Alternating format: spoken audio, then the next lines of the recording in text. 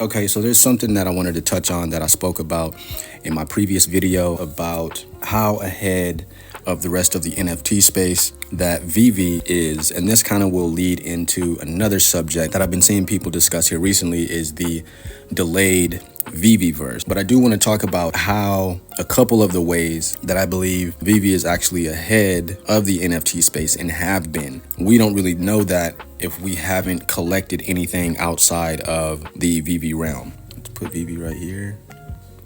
So when you think of Beeple, right, the Beeple artwork, how that actually took off, and then that kind of catapulted the whole NFT boom and people knowing about NFTs and being interested.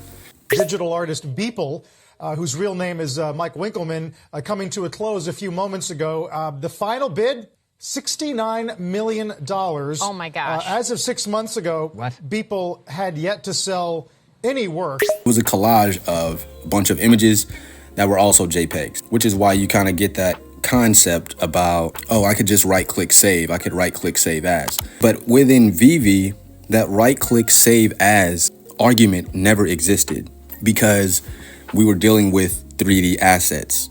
And there's no way that you can screenshot a 3D asset without actually knowing that it was a fake in comparison to the real 3D objects. Now, within VEVE, we also had things like posters, right? Which would be considered JPEGs, but they were AR posters. There was a whole craze about people coming out with now visuals similar to Beeple's, which are JPEGs. The CryptoPunks, which was also JPEGs. You had Bored Ape Yacht Club. Bored Apes were also JPEGs. So you had this whole argument going on about JPEGs, NFTs. Well, what's the difference between this JPEG and me just saving something online? The whole first year of NFTs was pretty much just that, JPEGs. And this is in no order. I'm just dropping these things down just to show, as collectors, we've always been in a different space. So now you have 3D JPEGs of a 3D image, basically a screenshot of one of our collectibles on VEVE. Then you have this emergence of 3D animation, but it's still not 3D files. They're just releasing 3D animated video, just this loop of characters walking. Or if you're familiar with my NFT collection that's based off of graffiti and spray paint cans, that's basically what it was, 3D animated videos.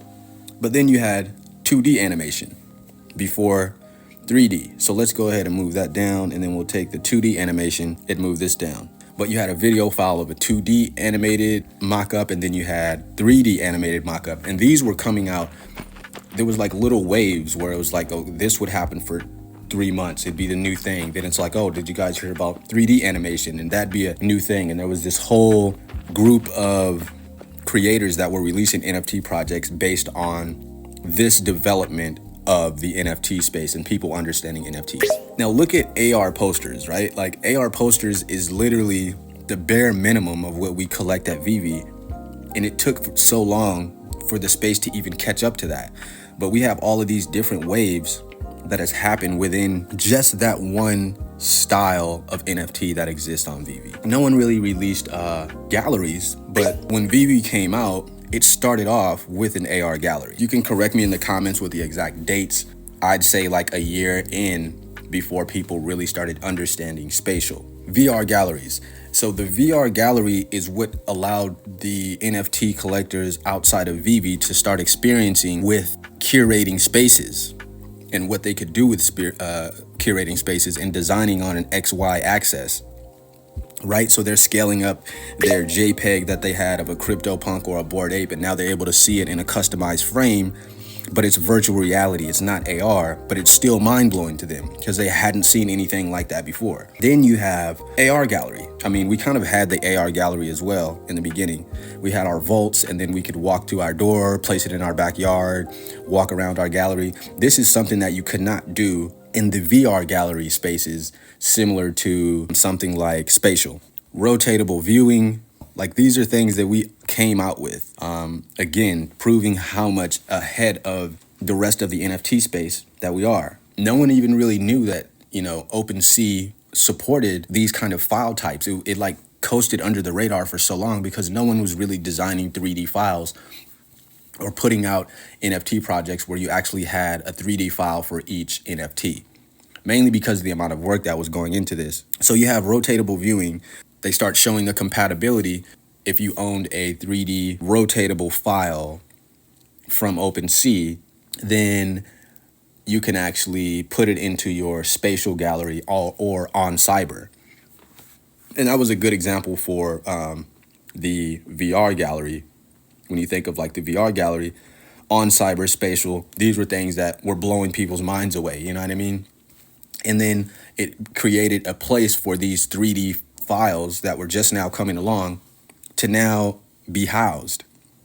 So now you have rotatable viewing and you have actual 3D files. This just now happened within like the last 6 to 12 months. I mean, it's been out, but it took for a company like a kid called Beast for people to even understand the possibilities of 3D, for people to understand the possibilities of AR and what you could do with NFT that actually had 3D assets with it.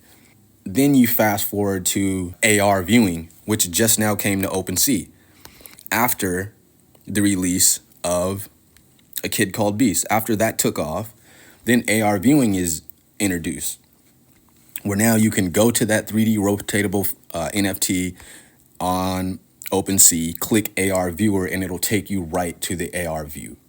And you could also toggle back and forth between JPEG view as well as 3D rotatable viewing, which is also other things that came from the A Kid Called Beast release.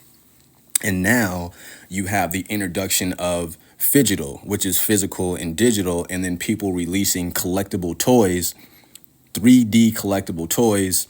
You purchase that, and then you'll have a physical sent to you through the project Invisible Friends. If you look at the Invisible Friends page on OpenSea, to my knowledge, that's one of the first ones that I've seen really introduce the AR viewer. These are age-old attributes and technology that we've been using on VEVE. I just want to pinpoint that because I think this correlates with why certain things have been put off, because the entire space hasn't even caught up to us yet.